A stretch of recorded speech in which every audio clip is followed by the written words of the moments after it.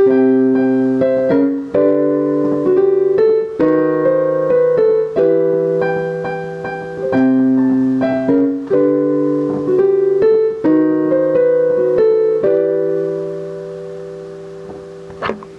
hey.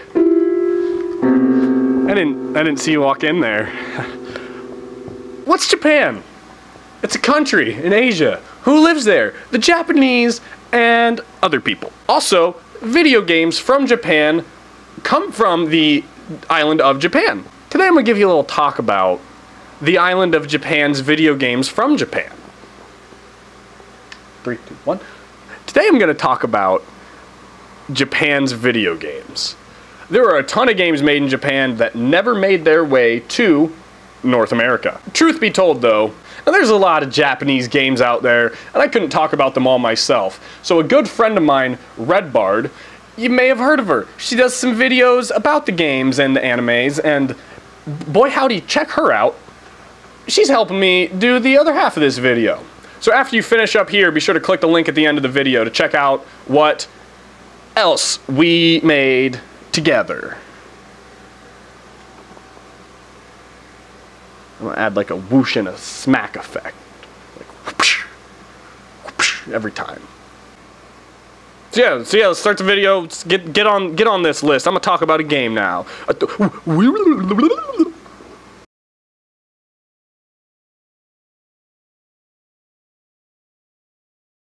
Back in 2007, North America was graced for the first time with one of the greatest franchises to come out of Japan, Earth Defense Force. This game sees our hero, an unnamed ranger in the titular Earth Defense Force, or EDF for short, fighting his way through hordes of giant insects, kaiju, spaceships, and every other awful sci-fi B-movie trope in an attempt to rid the world of danger, all while taking the time to upgrade his weaponry, slowly but surely, to handle the increasingly numerous and resilient flocks of foreign foes. Little did everyone know, however, this was the third game, or fourth if you count spin-offs, in the underground smash hit series. Although previous titles were localized for the European market, publishers never saw fit to bring the game stateside, at least until 2015 when the second game received an enhanced port for the Vita. The first game in the series remains elusive to North American fans, left only hoping it can one day shine its light upon us.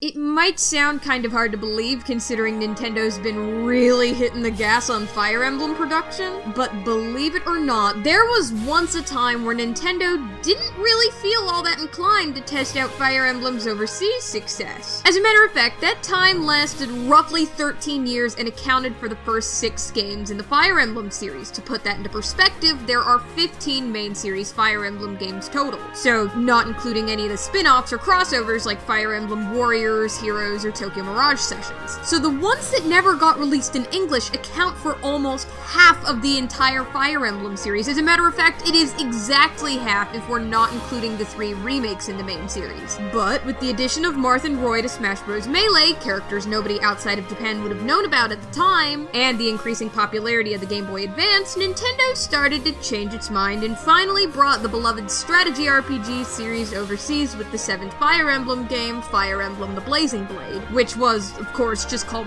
Fire Emblem in the English-speaking world. But the good news is that Fire Emblems 1, 2, and 3 have all been remade, and the remakes of 1 and 2 do have official localizations. It may not be all of the Japan-exclusive Fire Emblems, it's not even half, but it's still more than I can say for most of the rest of the entries on this list. When you were growing up, I bet you wanted to be a firefighter at some point. Everyone did, right? Well, the game aptly titled Firemen for the Super Famicom has got you covered.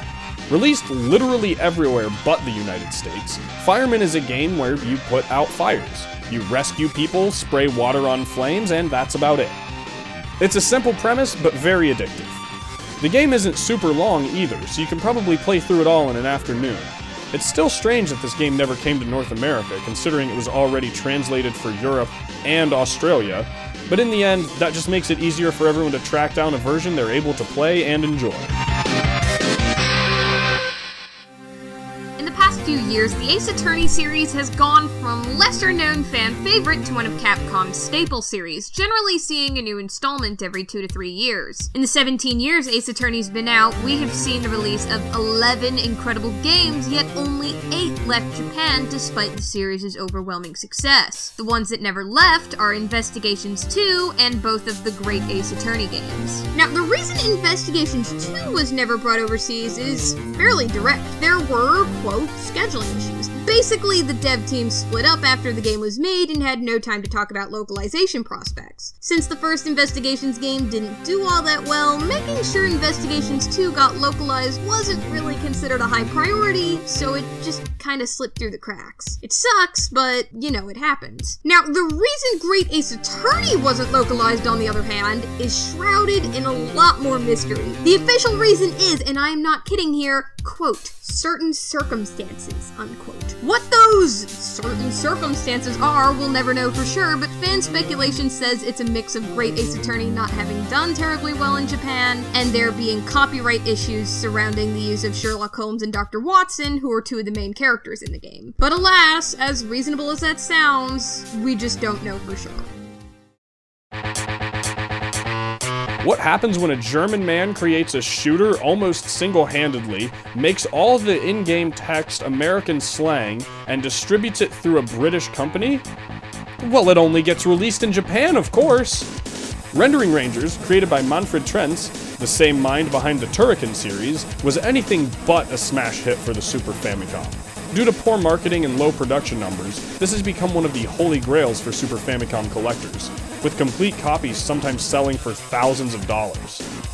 That doesn't mean this game lacks merit though. With gorgeous pre-rendered sprite work, all starting out as hand-drawn animations, this is easily one of the best looking games on the system.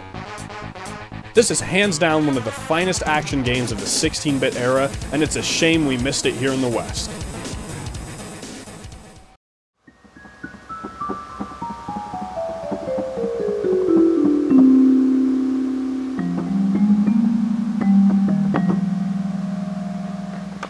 Well, we're at the end of the video now. Or are we? The answer is no. There is a second half to this video over on Redbard's channel. Now, if you're a fan of mine, then you might be a fan of hers. Because she does video game stuff, she does anime stuff, and who doesn't love video ganime? The answer is nobody except the kids. The kids are too hip for school. So yeah, head over to her channel. I'll put a little link up in there, and then at the end card I'll put a dooply doop, and then we'll get it going. This is a song I wrote called "How Tall's Your Dad?" Daddy, I need you, Father. Tell me you're tall, and I am taller. I need you, Daddy, to be the right height. I don't know what I mean by that, but it's alright. So, Daddy, won't you tell me that you need to be my son? What did he mean by this? Where will this all have begun? I don't know, my daddy, please don't take it. Don't break it anymore. I'm your son.